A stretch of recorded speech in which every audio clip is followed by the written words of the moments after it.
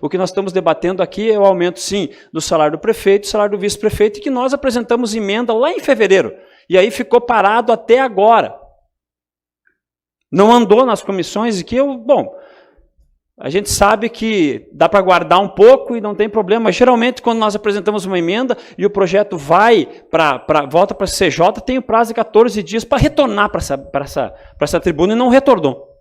Está retornando agora, hoje, depois que se acalmou bastante o debate relacionado àquele aumento que foi dado aos atuais secretários, a 36% ou 37%, que já haviam recebido no início do ano, passou aí de 11 mil para 15 mil reais o salário dos atuais secretários, que inclusive teve vereador aqui que citou uma palavra que eu não quero citar, que ficou preocupante até hoje. E que nós precisamos fazer os levantamentos bem certinho, se caso aquilo não se confirme ou se vai se confirmar. Se vai se confirmar. Que é preocupante. Então é isso que nós estamos debatendo. Estamos debatendo o aumento de 2 entes públicos que vão ser eleitos na eleição e que terão que depois receber esse salário. E os secretários também. Precisamos sim olhar para o conjunto dos servidores e das servidoras públicos para que a gente possa realmente dizer se dá para não dar aumento de salário para a classe. Nós estamos, na nossa emenda, dando o aumento da inflação. Aqui está se dando, na outra emenda, o ganho real. É o fim do mundo se aprovar isso aqui. A pergunta, saindo das eleições para o prefeito de Santa Rosa, o prefeito Orlando ganha essa eleição, ele não pode mandar um projeto para a Câmara fazendo tudo isso? Pode ou não pode? Então, está resolvido o problema, o PT ganha e manda cancelar todos esses aumentos. Solução dos problemas. Pode? Entendeu? Então, fica tranquilo. Você vai ganhar as eleições, está tranquilo. O povo vai eleger, então, de certo, o PT e daí está terminado o problema.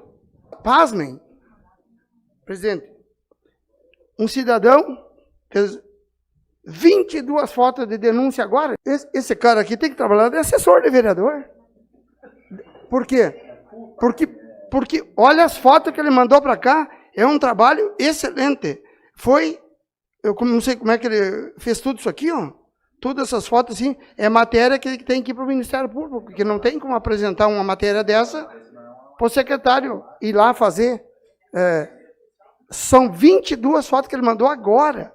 E são tudo matérias, por exemplo, assim, ó, boca de lobo entupida, boca de lobo que a água não entra, porque você sabe que a água não é super inteligente, ela não tem como chegar no boca de lobo e dizer, eu vou dar uma parada, vou fazer uma curvinha e vou entrar nesse boca de lobo. É incrível as denúncias, eu quero agradecer esse cidadão aqui, não vou citar o nome dele, mas parabenizar ele pelas matérias e os outros que estão fazendo denúncias de obras que tem que acontecer, né? A nossa ex-secretária de Educação e professora, é assim que os professores ensinam, né? Denuncie.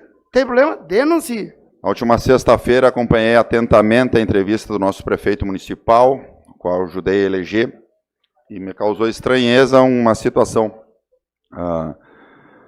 Ele citou que tivemos superávit no primeiro ano de 50 milhões ou mais, no segundo 50 milhões ou mais, no terceiro 50 milhões ou mais, e no quarto provavelmente vai ser 50 milhões. Perfazendo um valor de mais de 200 milhões de reais de superávit, né? Provavelmente será um requerimento que farei na próxima sessão, para ver quais as áreas que foram poupados os valores, né? E outra coisa, por que peguemos valores emprestados nas instituições bancárias para fazer investimentos se não conseguimos gastar nem o que sobrou nas gestões anteriores, nos anos anteriores? E não vamos nem vencer fazer as licitações, as obras sim necessárias. Então, provavelmente será matéria de discussão nessa casa, o que o prefeito acabou de falar. Se isso tudo que ele colocou na emissora na sexta-feira for verdade, parabéns. É um ótimo gestor, mas se não for, haverá cobranças e cobranças contundentes do vereador que vos fala. Hoje a sessão ela está bem, vamos dizer assim, emblemática. Porque A sessão de hoje nos mostra o tamanho da estrutura midiática do atual governo, vereador Regis. Mostra o tamanho da estrutura midiática da atual gestão. Eu digo isso porque, ouvindo as propagandas e lendo as propagandas que estão nos rádios, lendo as que estão no jornal, ouvindo as que vêm pela rádio, olhando as que estão nas redes sociais, caraca, parece que tudo tá uma maravilha, assim, tá um espetáculo. Tudo lindo. Olha só, a estrutura mediática. Mas a sessão de hoje desmancha isso. A sessão de hoje mostrou que a coisa está feia. Caro vereador Krieger. Porque isso, vereador Regis, não é dito pelos vereadores da oposição. Não. Dito pelos vereadores da situação. Requerimento sobre a situação precária dos nossos cemitérios. Pedido de recapeamento em várias vias. Eu lembro que eu ouvi aqui Jardim Petrópolis, eu vi aqui pedido de recapeamento da rua de acesso à Candeia, eu vi da Sulina. Requerimento solicitando, inclusive, que foi feito da minha parte, uma solução, ou que nos digam de fato o que está acontecendo, nos asfaltos novos que estão se desmanchando, em alguns trechos. Então mostra, caro vereador, que a propaganda é grande. A questão midiática é gigantesca da atual administração. Mas, de fato, na vida, lá, no cotidiano, a coisa está feia. É a Secretaria de Meio Ambiente, ou melhor, o secretário de Meio Ambiente, totalmente ineficiente. Vimos a partir do requerimento da vereadora Márcia, que nós tratamos, inclusive, em audiência aqui, que nada foi feito pelo secretário. Queremos saber sobre a fiscalização dos asfaltos que ainda estão em garantia e que estão se demolindo, como foi o caso do pedido de indicação do vereador Rufino, que solicitou o recapeamento, importante vereador. E a solução, inclusive, das questões onde estão sendo colocados lixos e olhando também para as populações ribeirinhas que estão sofrendo, e muito, aqui em Santa Rosa.